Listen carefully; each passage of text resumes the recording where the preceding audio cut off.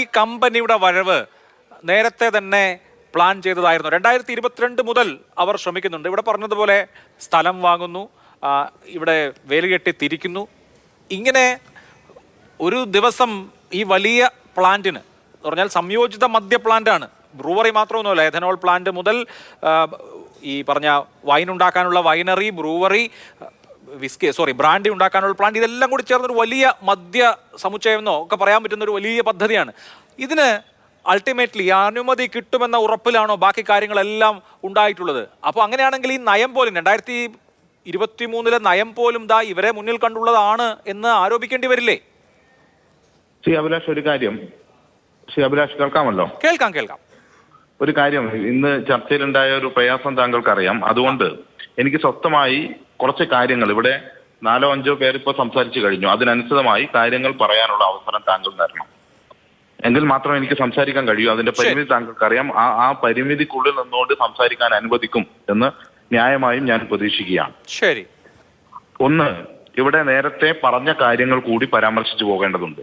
ഇത് കേരളത്തിൽ ഇൻഡസ്ട്രിയുമായി ബന്ധപ്പെട്ട് ഇൻഡസ്ട്രിയൽ ഏരിയയിൽ 600 കോടി രൂപയുടെ ഒരു നിക്ഷേപം വരുന്ന ബൃഹത്തായ ഒരു പദ്ധതിയാണ്. ആ പദ്ധതി 650 ആളുകൾക്ക് നേരിട്ടും 2000-ലധികം പേർക്ക് അനുബന്ധമായും ജോലി നൽകുന്ന ഒരു പദ്ധതിയാണ്. ഈ പദ്ധതിയെ മദ്യം കേരളത്തിൽ ഒഴുക്കാനുള്ള ഒരു പദ്ധതി എന്നുള്ള നിലയിൽ ചിത്രീകരിക്കാനാണ് ഇത് ഇവിടെ ശ്രമിച്ചത്. ഇവിടെ നമ്മൾ മനസ്സിലാക്കേണ്ട പ്രധാനപ്പെട്ട കാര്യം, ഈ കമ്പനിയിൽ നിന്ന് തന്നെ, ഈ പറഞ്ഞ കമ്പനിയിൽ നിന്ന് തന്നെ കേരളത്തിലെ ഡിസ്റ്റിലറികളിലേക്കും അതുപോലെ തന്നെ ബെപ്കോയിലേക്കും മദ്യവും ഇതുമായി ബന്ധപ്പെട്ട ഉൽപ്പന്നങ്ങളും നിലവിൽ വാങ്ങിക്കൊണ്ടിരിക്കുന്നുണ്ട്. അത് മറ്റ് സംസ്ഥാനങ്ങളിലാണ് ഉൽപ്പാദിപ്പിക്കുന്നത്. എന്നാൽ ഈ കമ്പനി ഇവിടെ ഉൽപ്പാദിപ്പിച്ച് കഴിഞ്ഞാൽ, ഈ കമ്പനി ഇവിടെ തന്നെയാണ് ഉൽപ്പാദിപ്പിക്കുന്നതെങ്കിൽ, ഇവിടുന്ന് ഉൽപ്പാദിപ്പിക്കുന്ന ഈ മദ്യം കേരളത്തിലാകെ ഒഴുകും എന്നാണ് ഇവർ കരുതുന്നത്. ഇവിടെ ഉൽപ്പാദിപ്പിക്കുന്ന മദ്യം കേരളത്തിൽ ഉപയോഗിക്കാൻ മാത്രമല്ല, അവർ കയറ്റുമതി ചെയ്യും, മറ്റു സംസ്ഥാനങ്ങളിലേക്ക് പോകും. ദക്ഷിണേന്ത്യയിലെ തന്നെ ഒരു പ്ലാന്റാണ് ഈ പ്ലാന്റ് എന്ന് നമ്മൾ കാണേണ്ടതുണ്ട്. ഇവിടെ ഉൽപ്പാദിപ്പിക്കുന്ന മദ്യം നേരിട്ട് ബാറുകളിലോ മറ്റ് ഔട്ട്ലെറ്റുകളിലോ കൊണ്ടുപോയി വിൽക്കും എന്നൊക്കെ ആളുകൾ തെറ്റിദ്ധരിക്കും. ഇപ്പോൾ എങ്ങനെയാണോ കേരളത്തിലെ ബാറുകളിൽ, എങ്ങനെയാണോ കേരളത്തിലെ ബെപ്കോകളിൽ മദ്യം എത്തുന്നത്, അതുപോലെ തന്നെയാണ് ഇവരിൽ നിന്ന് മദ്യം ഏതെങ്കിലും ഒരു സ്വകാര്യ ബാറുകാർക്കോ കമ്പനികൾക്കോ വാങ്ങാൻ വേണ്ടി കഴിയില്ല. ഇവരുടെ ഉൽപ്പാദിപ്പിക്കുന്ന മുഴുവൻ നേരിട്ട് കുത്തകയായി തന്നെ ഇപ്പോഴുള്ള നിയമപ്രകാരം ബെപ്കോയ്ക്ക് മാത്രമേ വാങ്ങാൻ കഴിയൂ, ബിവറേജസ് കോർപ്പറേഷന് മാത്രമേ വാങ്ങാൻ വേണ്ടി കഴിയൂ. അവർ ടെൻഡറിന്റെ അടിസ്ഥാനത്തിൽ ഇവരിന്ന് വാങ്ങി മറ്റുള്ളവർക്ക് എങ്ങനെയാണോ ഇപ്പോൾ എത്തുന്നത് അത് വിതരണം ചെയ്യുകയാണ് ചെയ്യുന്നത്.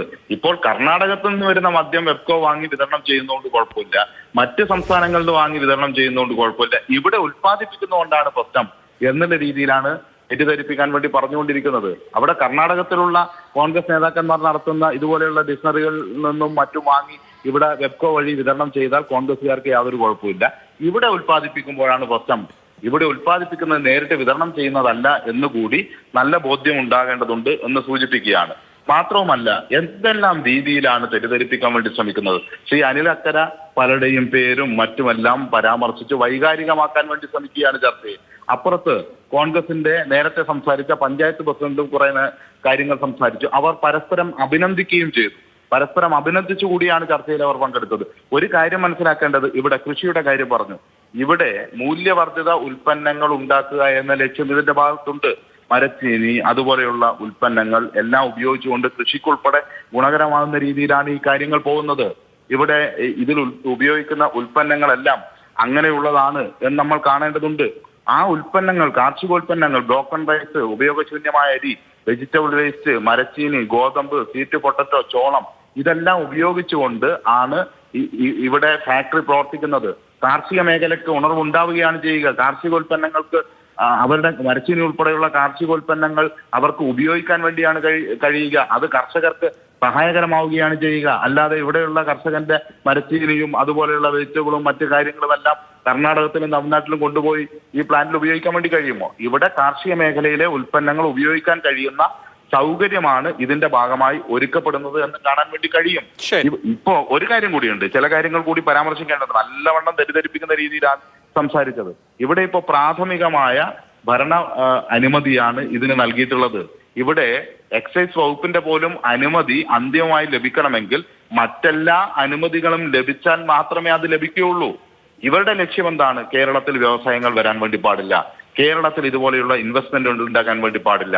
ആ രീതിയിലാണ് ഈ കാര്യങ്ങളെ കാണുന്നത് എന്ന് നമ്മൾ കാണേണ്ടതുണ്ട്. ഇവിടെ അതിന് പകരം അവർക്ക് തോന്നിയ രീതിയിലെല്ലാം പറഞ്ഞുകൊണ്ടിരിക്കുകയാണ്. ഇതേ കമ്പനി കോൺഗ്രസും BJPയും എല്ലാം ഭരിക്കുന്ന സംസ്ഥാനങ്ങളിൽ പ്രവർത്തിക്കുന്നുണ്ട്. ഹരിയാനയിലുണ്ട്, പഞ്ചാബിലുണ്ട്, രാജസ്ഥാനിലുണ്ട്, മധ്യപ്രദേശിലുണ്ട്, UPയിലുണ്ട്, എല്ലാം ഉണ്ട്. 20 വർഷമായി പ്രവർത്തിക്കുന്നുണ്ട്. ഈ കമ്പനി കേരളത്തിൽ പ്രവർത്തിച്ച് കേരളത്തിലെ ഉൽപ്പന്നങ്ങൾ ഉപയോഗിച്ച് ഉൽപ്പന്നങ്ങൾ ഉണ്ടാക്കുമ്പോൾ തടസ്സമെന്ന് പറയുകയാണ്. കുടിവെള്ളവുമായി ബന്ധപ്പെട്ട കാര്യങ്ങൾ ഉൾപ്പെടെ തെറ്റിദ്ധരിപ്പിക്കുന്ന രീതിയിൽ അവതരിപ്പിക്കുകയാണ് ശ്രീ അനിൽ അൽക്കര ഉൾപ്പെടെയുള്ള ആളുകൾ. വാട്ടർ അതോറിറ്റി കുടിവെള്ളത്തിന് വേണ്ടി ഉപയോഗിക്കുന്ന വെള്ളമല്ല ഇങ്ങോട്ട് പോകുന്നത്. വ്യാവസായിക ആവശ്യത്തിന് വേണ്ടി വാട്ടർ അതോറിറ്റി ഉപയോഗിക്കുന്ന വെള്ളം, ആ സംഭരിച്ചു വെച്ച വെള്ളം, അതിന്റെ 5% മാത്രമേ ഇപ്പോൾ ഉപയോഗിക്കുന്നുള്ളൂ. ബാക്കി എത്ര നൽകിയാലും അവിടെ ആ കാര്യത്തിൽ തൃപ്തികരമായ രീതിയിൽ തന്നെ മുന്നോട്ട് പോകൂ.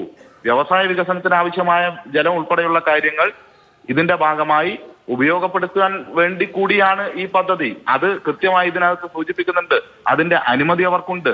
അതുപോലെ തന്നെ അവർ മഴവെള്ള സംഭരണി ഉപയോഗിക്കുന്നു. മറ്റ് പരിസ്ഥിതിയിൽ നിന്ന് നേരിട്ട് വെള്ളം ഉപയോഗിക്കുന്നില്ല എന്നുള്ളത് ഉറപ്പുവരുത്തിയുള്ള പദ്ധതിയാണിത്. ഇത്തരം കാര്യങ്ങളെല്ലാം അവരുടെ അപേക്ഷയുടെ ഭാഗമായിട്ടുണ്ട്.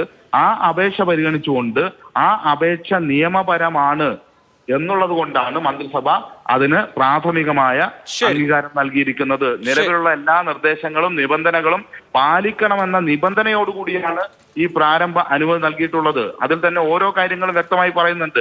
അസംസ്കൃത വസ്തുവായി അരി ഉപയോഗിക്കുമ്പോൾ ബ്രോക്കൺ റൈസ് മാത്രമേ ഉപയോഗിക്കാൻ വേണ്ടി പാടുള്ളൂ എന്നതുൾപ്പെടെയുള്ള ഓരോ കാര്യങ്ങളും സൂക്ഷ്മമായി പറഞ്ഞുകൊണ്ടാണ് ഈ പ്രാഥമിക അനുമതി നൽകുന്നത്.